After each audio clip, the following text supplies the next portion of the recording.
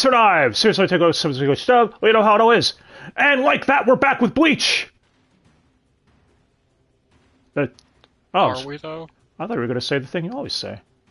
So, before we get to the episode, we should... just drinking. So, wait, what? No, don't do that, you fool! But, yeah, before we get to the episode, should mention that Viz had apparently announced, on Monday, a week ago now, actually. So last Monday. An Annual News Network announced that Bleach Dub would air, the first 4 episodes on Saturday, November 23rd. Which, by the time this is up, we've already passed. But hey, the first 3 episodes leaked, online ahead of it. So, suck it, Hulu. As usual. Why did they do it this way in the first place? Whatever. So, episode 29, though, begins proper with the title Dark Arm. Dark Reunion? Yeah. Wonder how many people are going to get that reference he just made. So, Ukitake's here. Yeah, I didn't mention last episode there was a shot of him standing there with people. As he begins the episode by saying he'll have to take the Soul King's place. Hey, you removed a question that Renji asked before this. In the manga, he asks, is it true if the Soul King's dead, are we all gonna die? It's fine. Anyway, Udahara asks how. We're already off to a great start. Want to try one more time? I said it, that's it. Ukitake is just like, I'll explain later. As he takes off his shirt, he's stripping. Oh my god, just look at his tramp stamp. What? I mean, his black stuff. Wait, yeah. Mayuri's like, he got into my stash of black paint. What the fuck? Anyway, he pulls out his sword that he got from the shrine. You know, all the stuff from the shrine, whatever. As he starts chanting, Mimihagi, Mimihagi, open your eye. Yeah, you're going to be hearing Mimihagi a lot this time. His third seat duo, as I like to call them, Sentaro and Kyoto. I totally did not have to double check their names. What are you talking about? Yeah, I'm just going to call them. I'm just going to call them the third seat duo. Anyway, they're reacting like Captain Ukitake, blah blah. As we transition to an anime-only flashback for Ukitake. And let me just say up front, this is really fucking cool. Oh, yeah. As we have a young Ukitake, voiced by maybe Wendy Lee? They only say 2 words, so... It's kind of hard to tell. You know how now it is. I'll put a comment or whatever once it's officially updated if we're wrong. But one thing we're not wrong about... That's like the best guess. Is his parrots. The mommy is... shit! Yeah, the mommy is voiced by Karen Strassman, and the daddy is voiced by... Damon Mills. But, yeah. They're all at the Mimihagi shrine. It seems that young Ukitake is very ill. As the parents chant, Mimihagi, Mimihagi, the divine hand from the heavens, devour the organs yourself and kill the disease eating away at his lungs. Please save our son, for he is only 3. Speaking of Mimihagi, we should probably break down what this thing looks like. Is it just a giant hand with an eye? It's a... Yep. Pretty much. Well, Mimihagi starts crying, as it seems like it's tears or whatever, envelop Ukitake, transporting him to some sort of weird, I don't know what you'd call this, a dreamscape realm kind of thing? Something like that. Well, droplets are still under Mimihagi's eye. As Ukitake gathers, it starts drinking them. Have you ever drank tears before? I mean, these are tears, right? You would assume. They're from the eye. They're from the eye. Well, Black Reiatsu appears, turning Ukitake into some sort of black spirit thing, man. You know what I'm saying? But after that, he's quickly back to normal, with black hair that immediately turns white again as he is awakened. To his happy parrots, the ritual seemed to have worked. Huh. Aww. Sometime later, we're with a teenage Ukitake, which, I'm going to be real, I think Alex Lee fits very well here. Like, as a younger Ukitake, like if we had a whole spin-off on him or something, Alex, I think, would be an okay choice. But, yeah. He's wandering the Rukon district as he sees a dude, voiced by Dave B. Mitchell. The double casting is off the charts this week, isn't it? Always has been. Going after an old woman, voiced by Cindy Robinson. Ukitake warns this dude not to do that. It's like, why? Before the old woman punches and uppercuts the hell out of this dude. And Ukitake's like, yeah, that's why I warned you, man. That Miss Ione, who I put an M here instead of an N, so Iome. Whatever. But yeah, it's Ione. Classic. Has quite the reputation. And I love how the guy's like, well, that Iuni or whatever, I'm gonna clobber her next time. I'm sure you will. Ukitake was like, well, hey man, if you want to blow off some steam, why don't you join the Soul Reaper Academy? Dude's like piss off before trying to shove Ukitake, but that's when Ukitake grabs his hand for a firm hand job. I mean, handshake, yeah. That's what I meant. Introduce. Ripped his thumb off. Ukitake's like, I'm Ukitake, what's your name? The guy can't free himself, proving that Uki's grip over there is very strong. Firmly grasp it. The dude does get free, being like, you're gonna pay for this next time before heading off. I love how Ukitake... Ukitake is like, I look forward to it, as he's waving goodbye to him. Love how cheerful and carefree Ukitake is. I actually thought this guy, by the way, was gonna turn out to be a young Shunsui. You know, maybe Shunsui was a troubled youth or something. That was a bit of a dick. No, he's probably just a drunk. Yeah, this guy was just a normal dude. And then watch... He'll be relevant later. I don't fucking know. Ukitake coughs up blood, as right after the silver, proving he is still sick, as we're well aware, obviously. Cut to present time with Shunsui entering the gates of Muken. Aizen cell. Before saying, don't push yourself too hard, Ukitake, as we get more flashback. Again, we're still all anime only here. And now we see Shunsui sparring with Ukitake. What is wrong with me today? As a younger Sasakibe, maybe Dan Warren, he only says like 2 words. Not like literally. Yeah. Anyway, he's refereeing, as Unohana and Yamamoto are watching and commenting. She comments on how excellent their form is. Yamamoto replies, they're still green, but I agree.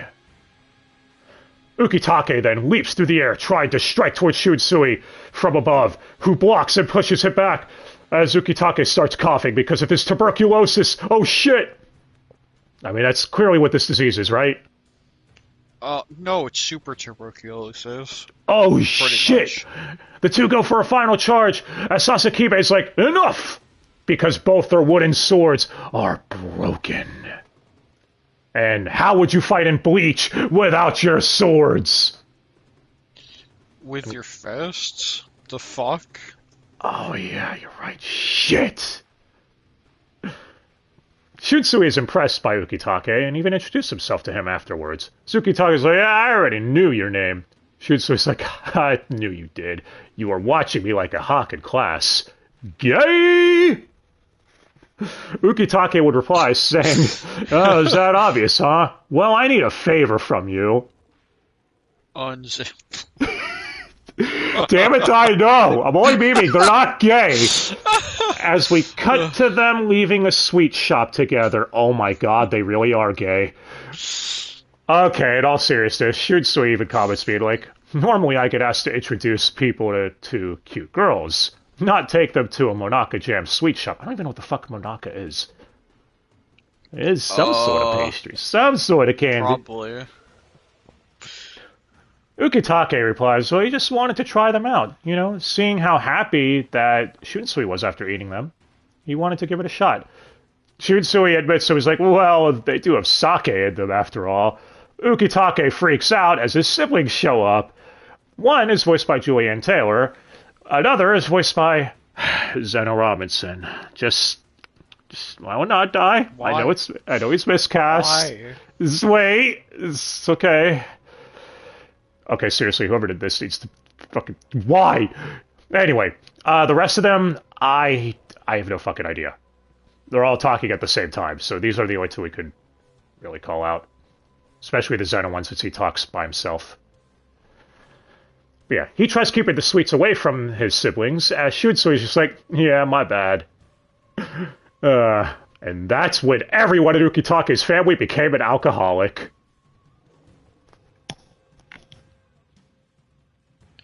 Yes, that's what happened. Yep. Ukitake then takes Shunsui to the Shrine of Mimihagi. As he explains, it's the deity of the 76th Rukon district.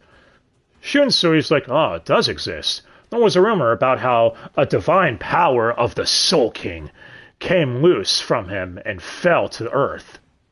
Ukitake parrots this with like, the Soul King? Shunsui says, yeah, and then it makes sense with the king still in place, but maybe the rumor is true.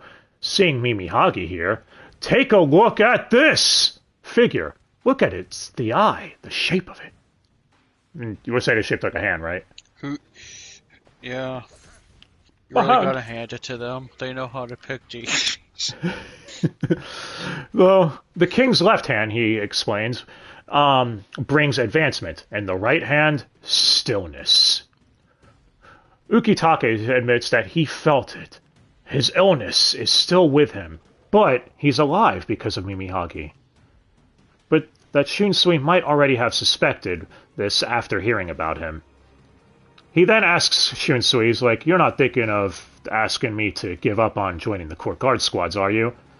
Shunsui reassures him by saying, I won't let you die that easily. This is great, man. Me. Years later, still in flashback mode, Ukitake is meeting with Central 46. One voiced by Doug Airholes, the other voiced by Dave B. Mitchell. Again. Actually, I think Doug Airholes might have voiced one of these guys already. I could be wrong on that. It's been a while, but... Probably. Yeah. Who hasn't voiced them at this point? You. Anyway, they demand to know why he won't have a new lieutenant since... Yeah, this is right after Kaien died. Ukitake says no one can replace Kaien. Yeah, they kind of left out he's already dead here. They would have had to replace him since Kaien used to be Dave Mallow, who's not really working in the biz no more.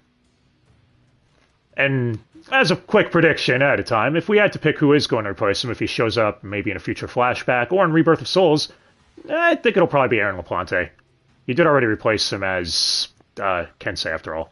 And he pretty much did a similar voice between the two. Yeah. But hey, if we're wrong, cool. You know, I'd like to be surprised a bit. But yeah, Central 46 bring up how he's like, Ukitake, you got a disease, don't you? And we heard you had an episode during the fight with the Hollow. You must find a new lieutenant. Ukitake points out how the power to appoint a lieutenant is something that only a captain can do. A rule in which Central 46 created. I love how they're mumbling after this, like, oh shit, damn.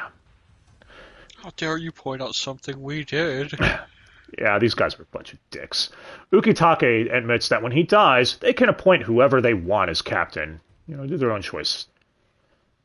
So we cut right after that to Shunsui in the rain. But it was raining outside. But yeah. Talking with Ukitake, saying, you don't want a new lieutenant? I want two. Possibly more, especially if they're cute and female. And wear glasses. Yeah, Shunsui's definitely got a type. He follows that up by saying, this wasn't your time to put your life on the line. That's all. For now, let's just mourn Kaien. They now hid my sake, but maybe this'll do. And, hey, got another Monaka treat. That's cool. Jump ahead to right after Yamamoto died, and Shunsui, Ukitake, and Unohana are meeting at the place where Ryo Jinjaka, his sword is broken. As he explains that it's very difficult to be the head captain. Yeah, it kind of sucks, doesn't it? Ukitake is like, yeah, you know, if things were different, I'd have a drink with you. Unohana then chimes in, being like, has there ever been a time where alcohol made someone feel better? Yes. I wouldn't know. Probably. I've never drunk. I wouldn't know. Shunsui replies, yeah, of course. It's helped me get over being dumped. Many broken hearts were conquered by alcohol. More or less. And that's when Unohana's like, well, you don't need to worry about that. You have my undivided attention. As she starts getting serious, Shunsui asks to be alone. Cut right after that. Leave me alone. Yep. Ukitake and Unohana say farewell to each other, as he assures her they will meet again as she heads off to her duel with Kenpachi. Yeah. Now we're back to the present with Ukitake chanting Mimihagi, open your eye and forsake my organs! Since the flashback is over, I should mention how the manga had done this. Page or two of like dry exposition. Yep. Where Ukitake did explain that the white hair is a side effect of his disease. And, yeah, I mean, I guess we could have figured that out anyways. He also just exposits how this Mimihagi is just a Cyclops deity who is the enshrined right arm of the Soul King, which again, yeah, this flashback, the anime blows the manga out of the water here easily. There's not even a question. No time for show and tell. Yeah, especially like if you're an Ukitake fan, then you eating good, man. Anyway, he starts coughing up blood again. As Rukia is concerned, he tells her to stay back. As he explains that Mimihagi was implanted in his lungs, the ritual that extends to all of his organs is called kamikake. Every organ belongs to Mimihagi. So Ukitake has, in essence, become the embodiment of Mimihagi and the right arm of the Soul King. Rukia asks if he knew this would happen. He's just like, yeah, I had a feeling. Fuck, I did. I believe this was the reason I was left alive, and if I could give my life in sacrifice to the court guard squads, then that's cool. Rukia's like, wait, what'll happen to Squad 13? And he apologizes. Oh, well, you'll win some, you'll lose some. Ukitake's? Yes. But it's... I mean, I thought you were going to say Squad 13. Yeah, actually, these people, like, they lost their captain, they lost their lieutenant. Well, I mean, Ukitake could still come out as who the fuck knows. But yeah, Rukia starts thinking back. Rukia's third lieutenant. Yeah, that's why I said the first lieutenant. But yeah, she starts having flashbacks, thinking back to Kaien, and when Ukitake and Shunsui destroyed the Silgyoku, releasing Arturo Plateado from his ancient slumber. But that won't be mentioned here. But he vanished. I'm vanishing. Rukia shouts, don't! As Ukitake tells her there are two kinds of battles. I fucking love the callback here. That's cool. The exchange between these two is also heavily extended in the anime, too. So that's nice. Ukitake screams, as we get that patented Alex Lee scream, as Mimihagi is Mimihagiing. He's getting the fuck that means. Well, cut to Shunsui, saying you always said there were two types of battles, one to protect others, and one for honor. I know what my battle is. It's time we talk, Aizen. There's actually cut dialogue from the manga here, of Shunsui saying, this is as far as we innocent folk can go. We can't reach the bottom of the darkness. And I find that line really fucking sick. Why would you cut it, anime? It makes up for it with the Ukitake stuff, I guess. But hey, we're back with Yuha and Ichigo! Yay! Yuha once again explains that the Soul King was meant to stabilize the Soul Society, but he's dead. All worlds will no longer exist. And whose fault is it? It's yours, Ichigo. Yeah. Again. Ichigo tries, man, but he can't let him do anything. What, usually things are his fault off the... Yeah, unwillingly, too. I feel bad for Ichigo. He needs a hug. Yoruichi tells Orihime that she'll distract Yuha, while Orihime heals the king. So this is actually where the wire trap thing happened in the manga, instead of in the anime iteration where she tried helping Ichigo in his anime-only fight with Yuha. That's fine, I guess. Anyway, she asks Ganju and Chad to jump in, which, speaking of, that is also anime-only. Good, it gives them something to do. So they're just standing there. Menacingly, Ganju uses Seppa, which I don't know why Kyle's delivery of that sounded weird to me here. Because he was jumping in the air? I guess that could be why. Anyway, no reason. As the sandy dust cloud uprise, Chad uses his something del Diablo. And yeah, speaking of nitpicks, I still think Jameson Price and Mark Warden played Chad better. I don't know what it is. Like Jameson was able to do a Hispanic twang, I guess would be the term, for his voice when he said this technique. It's also it's also this one's voice seems more monotone, when the others were just deeper. Yeah, so maybe Alan Mesa will get better by the time this is done. I don't know. Who knows? But yeah. Yoruichi uses Ryoken. These, by the way, all do nothing, while Orihime uses her Santen Kenshu. Or, I probably butchered that pronunciation, whatever. On the king, but it shatters! Rejected. Yuha easily pushes them back with his spiritual pressure effortlessly, as he calls them foolish! The power of a human can't heal the Soul King! Ganju and Chad comment on how fucked everything is, as we cut back to Ukitake screaming in agony as his body is just what it's becoming black, right? Yes. Even blackface like Mayuri?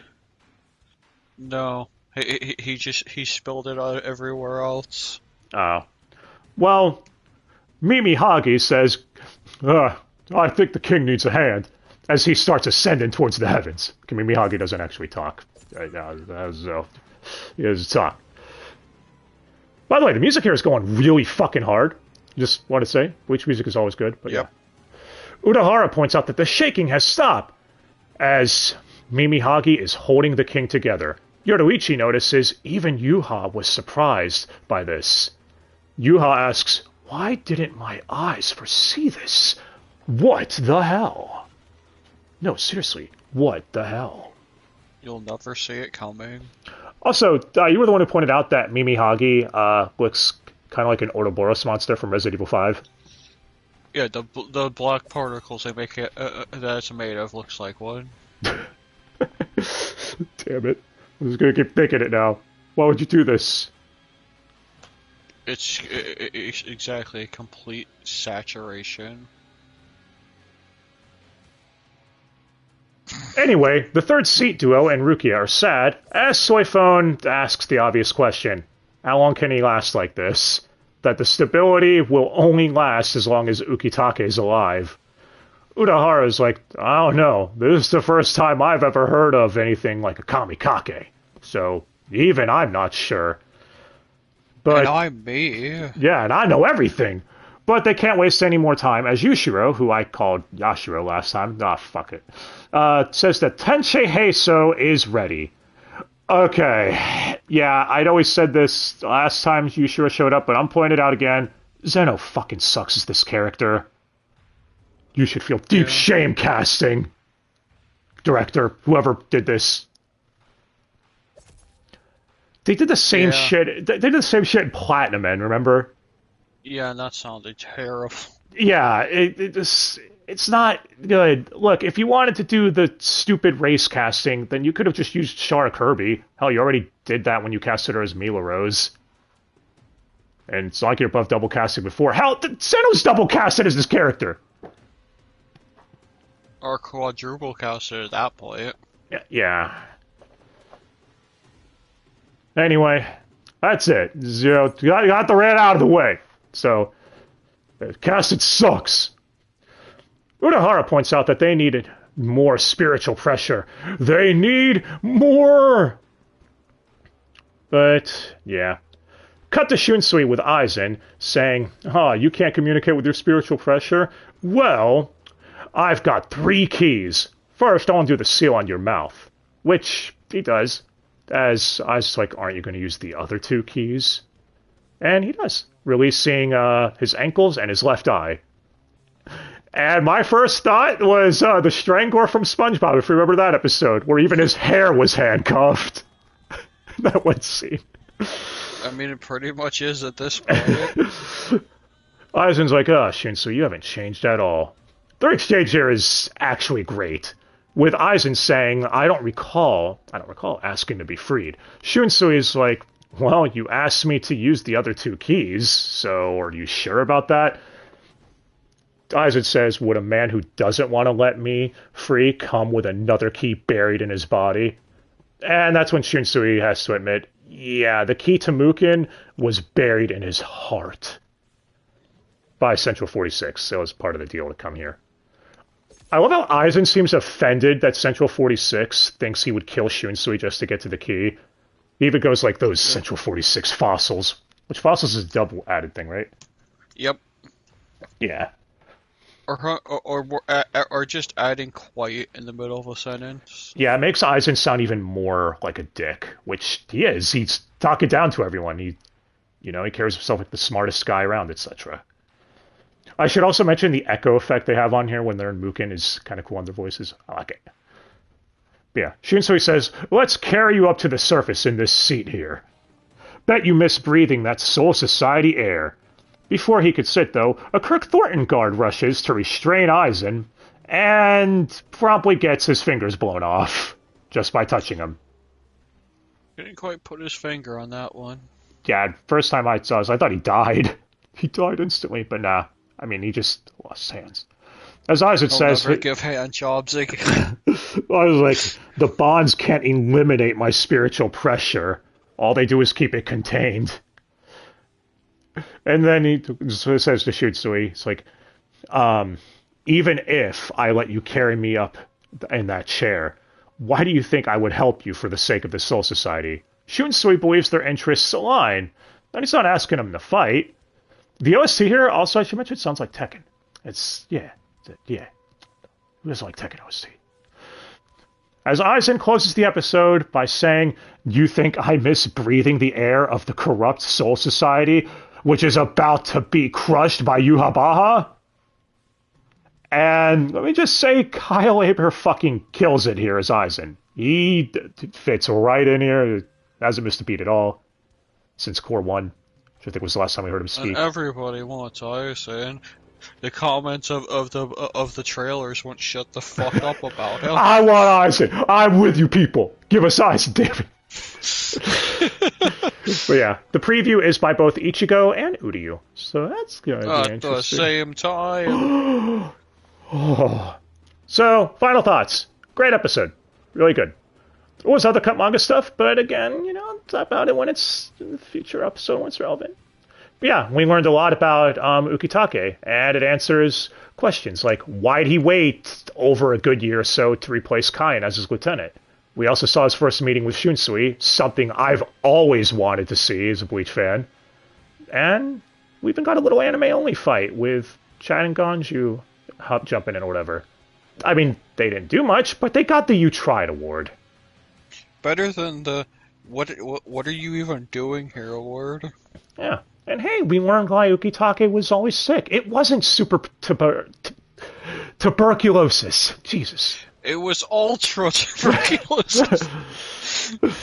Yeah. And seeing how devastated Ruki is was something too. Also, we can't leave without mentioning the conversation between Shunsui and Aizen. The mental chess between these two is just really fun to watch. Yeah. Wonder which one's playing checkers. Why do that? But also it shows how fucked everything is if they have to reach out to Aizen for help of all people. Hey, animation die. Was it good this week? Yeah.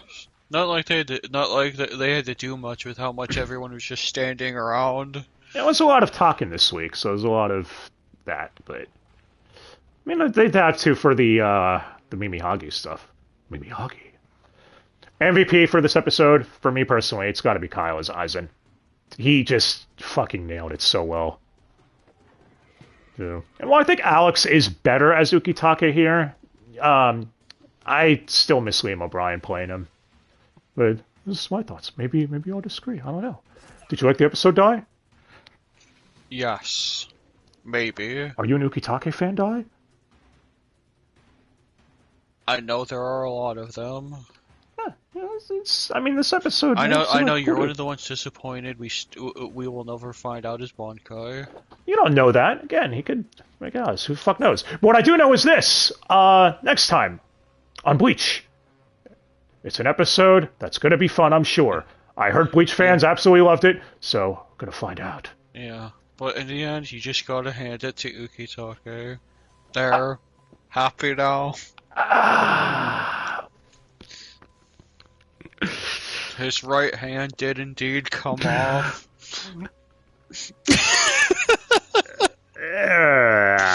Well, let us know what y'all thought of the episode. If you agree, disagree, any of that stuff. And until next time, thanks so much for watching. Hope you have yourselves a great day. Aizen! I got to do it. He was in this episode. All right, guys. Till next time. Bye.